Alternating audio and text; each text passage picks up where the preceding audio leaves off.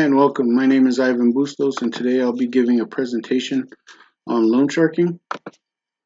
Loan sharking, I'll be covering what loan sharking actually is, the history behind loan sharking, some of the regulation that has gone into loan sharking, a brief global outlook on what loan sharking is doing around the world, some of the ethical challenges behind loan sharking, as well as the ethical reform, and giving a brief conclusion. What is loan sharking? Some of the definitions behind loan sharking state that it's a slang metaphor for predatory practice of lending money at extremely high interest rates. Those involved in loan sharking can resort to violent as well as non-violent methods for collecting. The term usury is a synonymous term for loan sharking, and it is the act of making unethical or immoral loans that make a lender richer. Payday lending. It's a type of unsecured short-term lending that is done for less than $2,000. Brief history of loan sharking. It basically started after the Civil War, at least here in the United States. Salary lenders began to spawn everywhere, and they were what was considered the first loan shark. Some of the literature that was being passed around at the time, for example, Avon had a book called How and Where to Borrow Money. And the main idea behind that book was they wanted to keep customers eternally in debt. Now, in 1911, cities with populations over 30,000 people, they usually all had one loan shark for every 5 to 10,000 people. And small loans were usually done with about $5 to $50 range. Interest rates for such loans were anywhere between 10 to 40% a month. There was also a chattel mortgage lender, and they usually passed out loans between $10 to $300, and the interest on those loans were anywhere between 5 to 20%. These chattel mortgage lenders were also able to garnish wages. And the salary lenders offered loans of 20% interest per month, which would be 240% per year. All these loans were usurious in nature and illegal at the time. And a lot of time, borrowers that did borrow money through some of these methods had trouble proving that usury was, in fact, behind the case. Massachusetts and New York were the first few states to make regulatory laws on small loan lending. And shortly after, research was being done, and the Russell Sage Foundation made a few recommendations. And this ultimately led to a reform called the Uniform Small Loan Law, or the USLL. The USLL basically eliminated a lot of high lending. It was seen as a price control. It saw caps on interest in many states. In the 1920s or so, 1930s, there was a lot of unregulated lending. In 1937, for example, there was $100 million in unregulated lending. There was a lot of mob connection tied to this unregulated lending, and a lot of this lending occurred, in urban communities such as big cities, Boston, Philadelphia, Chicago, New York. Even the mob lenders had a standard rate, and it was about 20% a week. But mob loan sharks didn't just want to make money off of the common folk. So they also moved to the corporate level. Mobsters went corporate. And when the mobsters started going corporate, well, it was time to start deregulating the lending industry. And this happened around 1970 to 1980. And it was here when the deregulation occurred that payday loans started to flourish. Payday lenders are what is called today's loan sharks.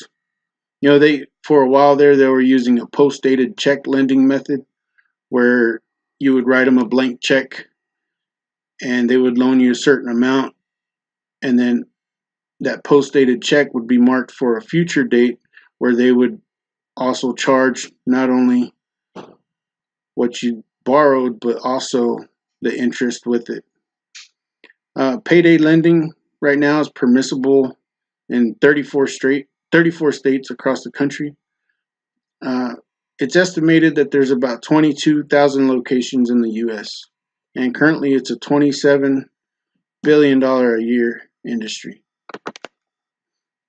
As far as regulation, the Consumer Credit Protection Act of 1968, also known as the Truth in Lending Act, one of the things it says is that you can't charge more than 36% interest to military personnel and their families. And of course, the Uniform Small Loan Law, which we briefly covered, which was basically known as the Anti Loan Shark Act. Uh, the usury state laws, it's exactly that. Each state is able to set its own caps on what the interest rates are for small loan lending. As far as a global outlook, one country that I looked at was Great Britain, and they they repealed the usury state laws back in 1854. Um, but at the same time, they also promote for people to go out and look for verified lenders. They don't want people to go broke, but that's not actually the case. Uh, the usury in the state is really high, or in the country. Australia is another country that has done uh, pretty awful when it comes to the small loan payday lending. It's a mainstream option where there's a lot of advertising that goes behind these payday offices, and it got so bad that the government is looking the government had to regulate limiting loans for people, so they're allowed only $2,000 for like a 30-day period maximum. One theory that we found was that the economic theory actually suggests that payday lending is both good and bad for the welfare of the consumer. This is a this is a big ethical challenge simply because there's positives and negatives behind it. Uh, One of the ethical challenges is there's a lot of unlicensed loan sharks around the world. Internet lending is now becoming a big topic, and a lot of lenders have gone online and have tried to suck people into buying or taking out loans online. So you remove that face to face, and people can now get a sum of money directly deposited into their accounts.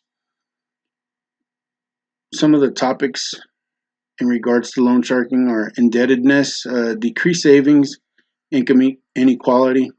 They it really keeps people in poverty. An example is the state of Wisconsin. A 2-week $300 loan costs $66, which is 22%. As an APR, that's 572% a year. The debt duration for some of these loans is also really high. Oklahoma is another example where it's been researched that payday borrowers are in debt 58% of the year for the first year that they take out a payday loan. 1/10 of the households in Florida also take out a payday loan. That's 5% of the state.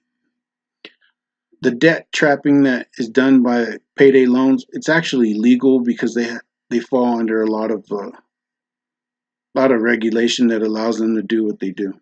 It's predatory in nature with high interest, of course, and this is highly exponential.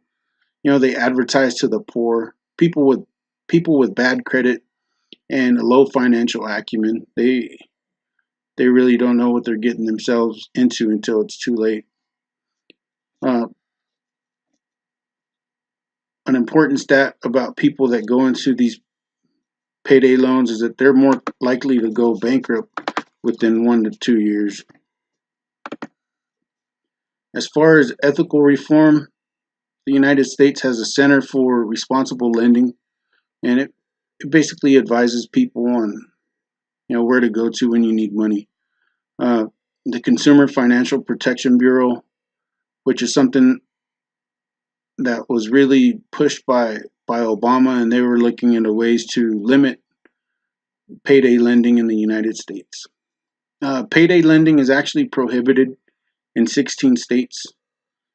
So there is some type of reform that is going on. That just goes to show you that 16 states want nothing to do with this form of predatory lending practice.